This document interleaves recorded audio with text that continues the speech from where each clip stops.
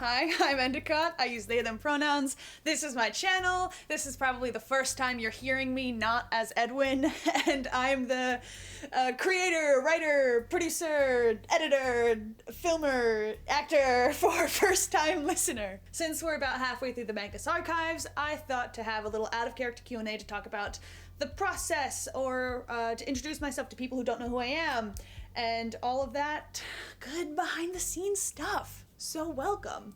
So for people who don't know me, my YouTube channel mostly consists of music and vlogging and Minecraft. Looking through my channel and then seeing this suddenly pop up seems totally out of the blue, out of left field. But outside of YouTube, I just graduated college. I studied music, theater, and film, mostly as a actor and performer, a producer, and a writer. I've always loved weird fiction. I like anything from like Stephen King stuff to Gravity Falls and audio fiction stuff like Night Vale. I just like weird magic, and Doctor Who is a huge inspiration as well, which also uses a lot of horror in it too. A lot of your questions revolved around the process of making this.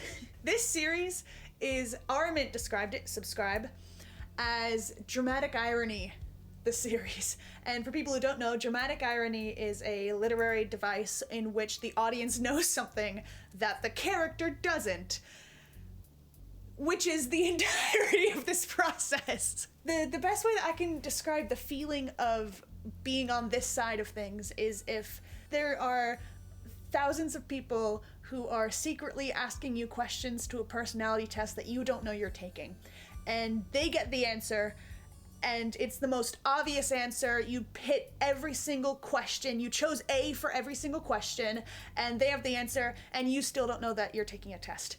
And then when you find out, oh, you're taking a personality test, cool, what's the answer? You have fit right into one of the categories without a shadow of a doubt, and everyone knew it except for you, and you didn't even know you were playing the game.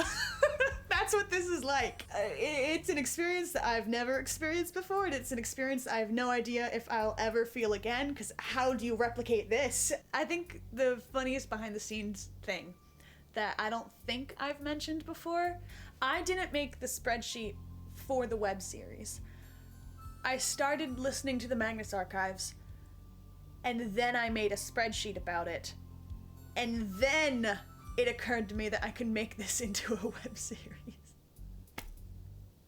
So how my process works is it starts with listening to episodes. Sometimes I get recommendations on which episodes to stop at, sometimes I don't. Usually at the end of the day, I don't know when I'm stopping until I hear it. As of right now, I have listened up to episode 111. For this episode, I've been recommended to stop at like 109, 110, or 111. And let's be real, at 109 with that cliffhanger with Julia Montag and Trevor Herbert, I could not resist. I could not. After that, I do the spreadsheet, which is my least favorite part. It is so wildly helpful, but so wildly tedious. Sometimes I write some of the meta plot scenes specifically beforehand, just because I get so many more ideas, and that's a lot less reliant on theories. Usually I write the first draft of a meta plot scene right after listening to the episodes and before I do the spreadsheet. And then usually after I do the spreadsheet, I get a much bigger sense of the things that I've caught. After the spreadsheet, I create an outline of everything I want to address. It usually consists of me writing miscellaneous random notes in the middle of the night so I don't forget to write anything, because it is reaching a point where I get so afraid of forgetting to mention something really important because I'm now getting more and more information that I need to keep track of mentally.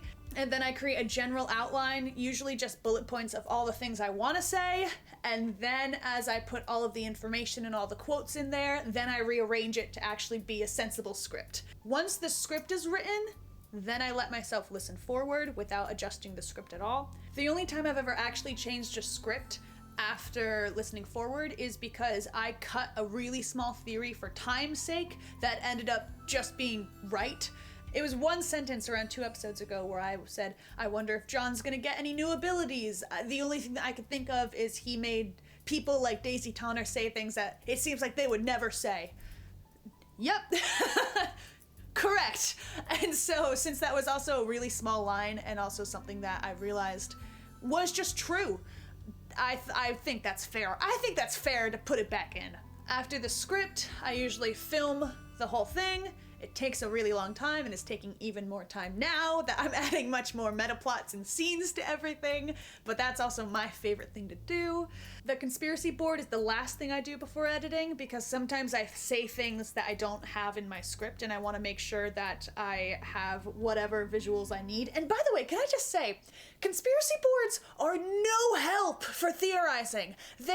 It's just something that I can stare at while contemplating and looking really uncanny, but it does not help me track things in the slightest. Without spoiling too much, how much of Edwin's personal lore did you have planned out before all of this started? I knew I wanted Edwin to have a bit of a precognitive flair, and I knew that I wanted him to have his own powers regarding those distortions and falling into stories and getting absorbed into these stories.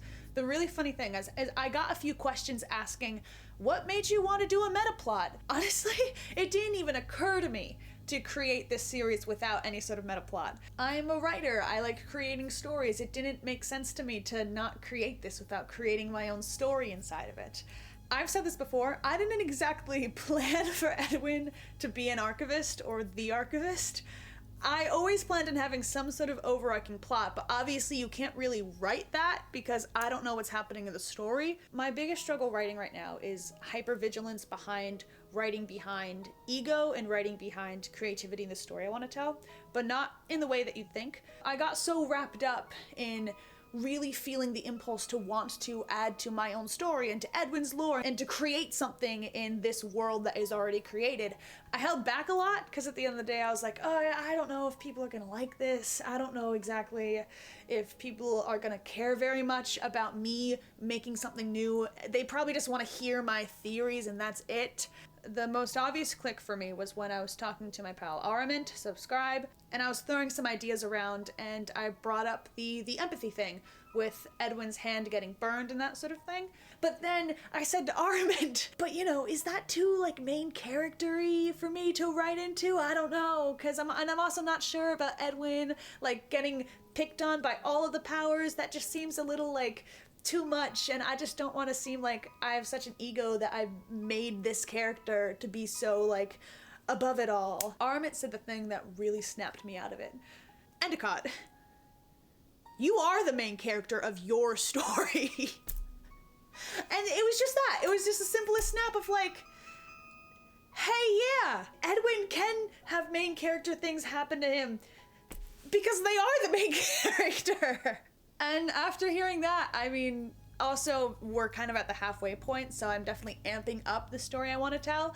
Obviously, some of you might know more of what's happening to Edwin than I do, because I don't know anything, especially with whatever the fuck the Watcher Crown is. But that doesn't mean I don't have anything planned. How I do metaplot stuff, once again, I'm the sole writer. All of the ideas come from me, at least for like the broad most part. The only things that other people would write is if they have ideas about their characters that we talk about, or if Henrik does actually have like research stuff that I never considered, then I write that in and say, oh, research Henrik said this. If I have a new idea for the metaplot, I would tell Ash or Hobbes, usually both, the general arc that I'm going for. There's specifically one big metaplot thing that I think maybe like 2-ish episodes ago that I started to already sow the seeds for, and that was the big one where Ash was like, no, yeah, that works. Yeah, that's, you don't know why, but you should put that in there. I consider as I've got like it half planned in the sense where now I have a very clear thing of like characters I want to introduce, ways that I want them to be antithetical to each other. I got confirmations on overarching plots that will work really, really well, but I don't know what the actual story of the Magnus Archives is. So I've got to go with the flow, but it's really helpful because, you know, Johnny Sims is an incredible writer, so I'm not even that stressed out about it because I know that what he writes I can extrapolate from and morph into something of my own because I love his writing, so I trust his writing. Any theories you haven't mentioned in video, either because they were disproven or because there just wasn't enough space? There is one theory that was so out there, rang in my brain, and I haven't been able to stop thinking about. I didn't have actual evidence for it. What I had instead was, if this is true, this is how it would physically be possible for it to be true. Like, not exactly proving it, but more, if it is proven, then these are all the ways that the person can get away with it being true. And based on some things that Sarah Baldwin and Nicola Orisinov has said recently, I think that I now have to mention this really, really out there theory in the next video. So I will not be saying what it is. It is related to Elias. Moving on. And I've had multiple people ask about Magnus Protocol, and will I continue this story through to the Magnus Protocol? I sure would like to. I don't know if Edwin will survive to the end of the Magnus Archives. Like, you guys know more than I would? Because I don't know, with the whole empathy thing going on, I feel like if Jon dies at the end, come on, Edwin would kind of have to die too. They're like psychically linked. I think the biggest options of like the most dramatic things to happen is Edwin either dies or becomes immortal. And I think I'm not a fan of either of those options. Yes, definitely want to do the Magnus Protocol, even if it's a new character that isn't Edwin. I'd actually be at the front lines of theorizing something that is still currently going on, which does mean episodes would come out slower, but it also means that if I were to continue a meta plot, I have no idea how exactly, because I can't be put in the right direction unless it is literally by Alexander J. Newall and Johnny Sims themselves, and they're busy. They don't need to see this. They're doing fine.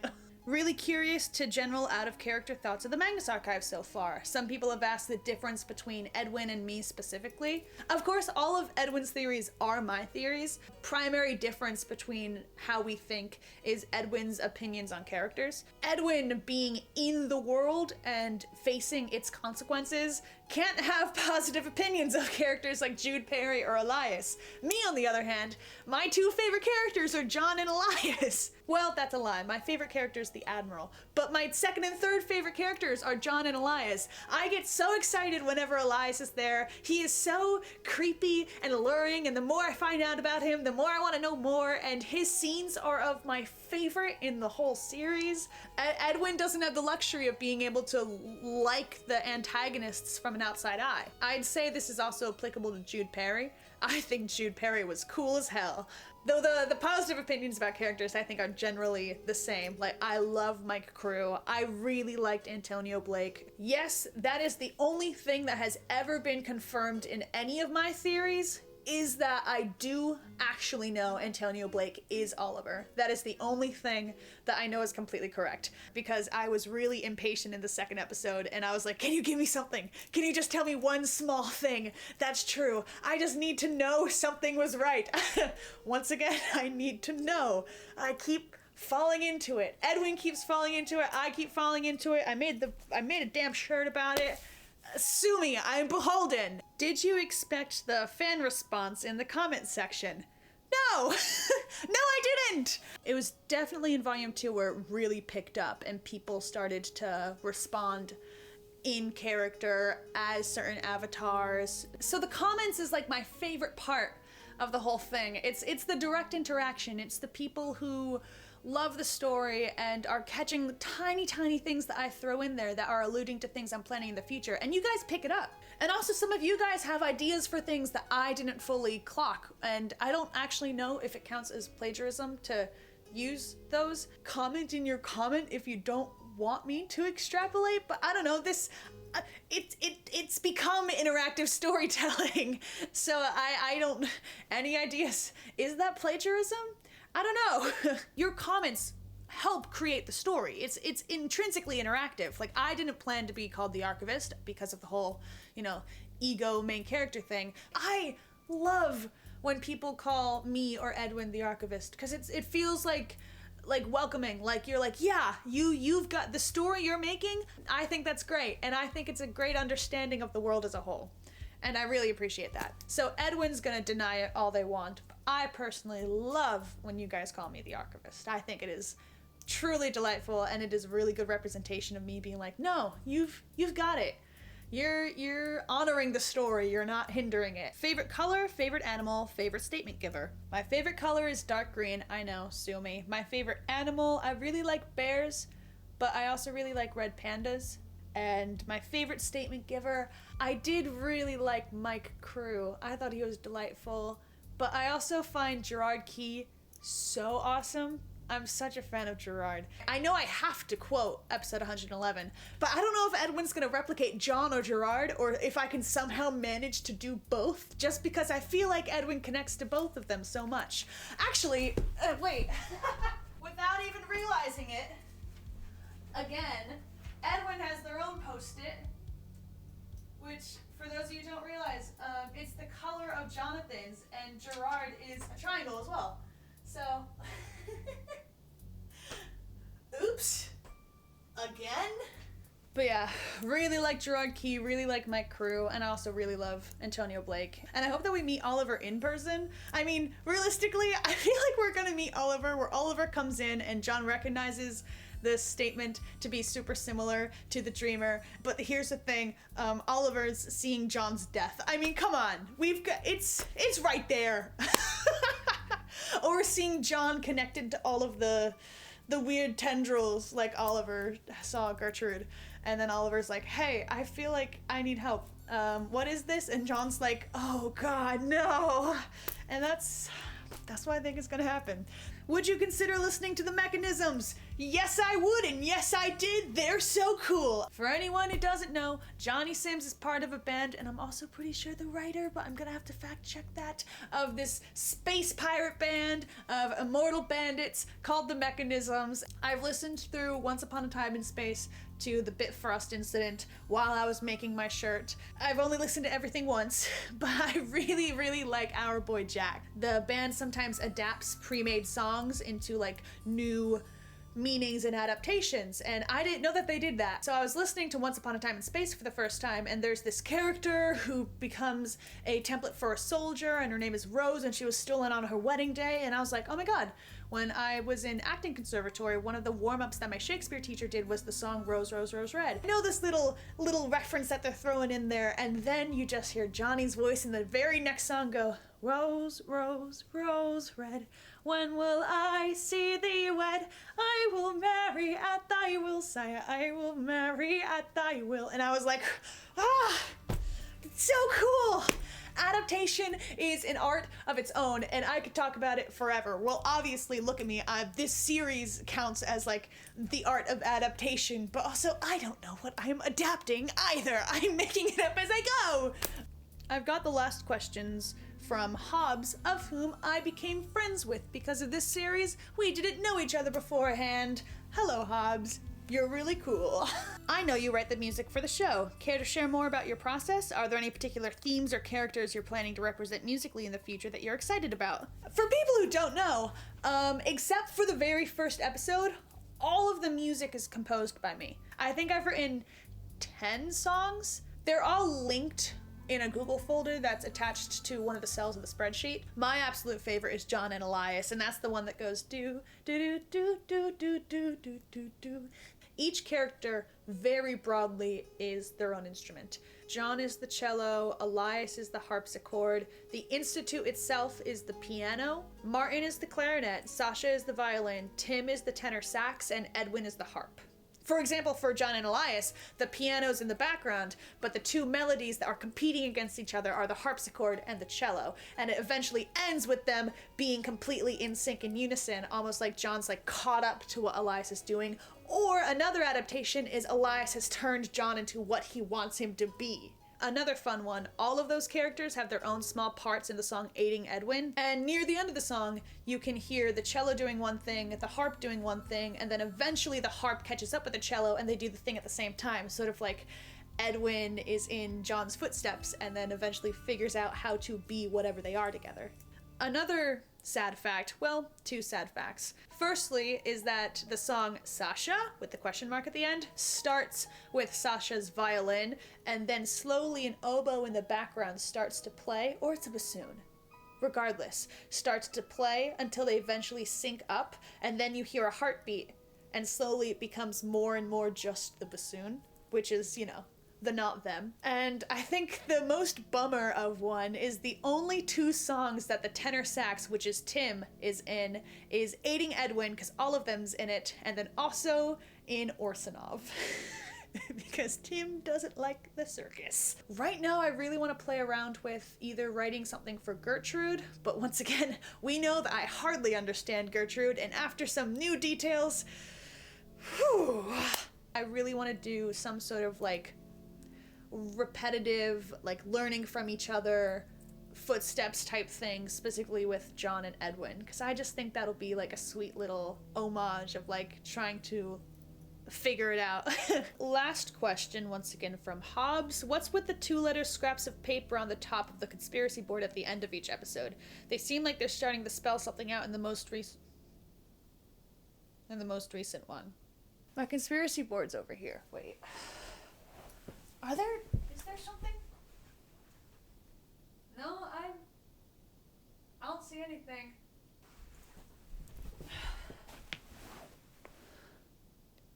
I don't know. Well, I wish there was a more climactic end question, but who knows what that one meant.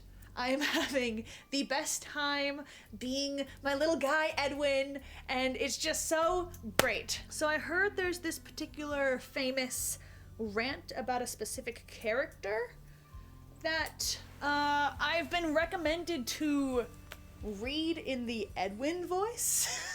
So as a little thank you for being my wonderful, wonderful watchers, this is Edwin doing the Jürgen Leitner rant. Let's see if I can do this with a straight face. Okay. Jürgen Leitner. Stupid, idiot, motherfucking Jürgen Leitner, goddamn fool book collecting, dust-eating, rat-old bastard, shithead, idiot, avatar of the whole, biggest clown in the circus, laughed out of town cowboy, motherfucking Jürgen Leitner!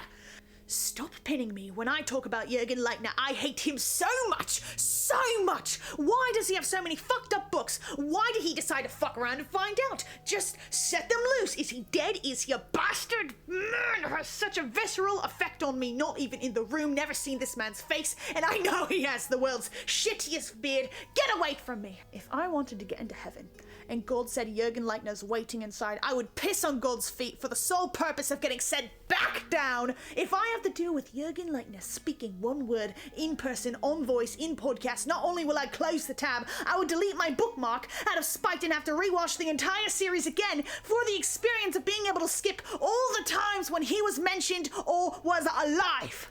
I don't even know why I hate him so much. He collects books, but I am mad because I am angry. He better have some fucked up backstory to explain this if he's just some rich shithead who's a fan of creepypasta and wanted the IRL version. I'll go ham. Better have had a book make him kill a man, cause if he didn't, I'm going to make him. Episode's not even about him. Vaguely mentioned what is supposed to be maybe his library and I lost it. Where the fuck is Jürgen Leitner? If he's still alive, I'm going to so deeply wish he wasn't. Crusty old man. I'll punch Jürgen Leitner and his sad, frail old man twig bones will simply flake apart under my epic, huge meat fist, and he will disintegrate until all that's left is one final book he kept on him at all times, simply titled, Now You Fucked Up, in ancient Yiddish. I'm not breathing, I'm hyperventilating at this point. I hope there's a date given for when Jürgen died or will die so I can make it a reminder on my phone every day. Once a year I will see it and do anything but pay respects to the old man who had so many fucked up, if true, books.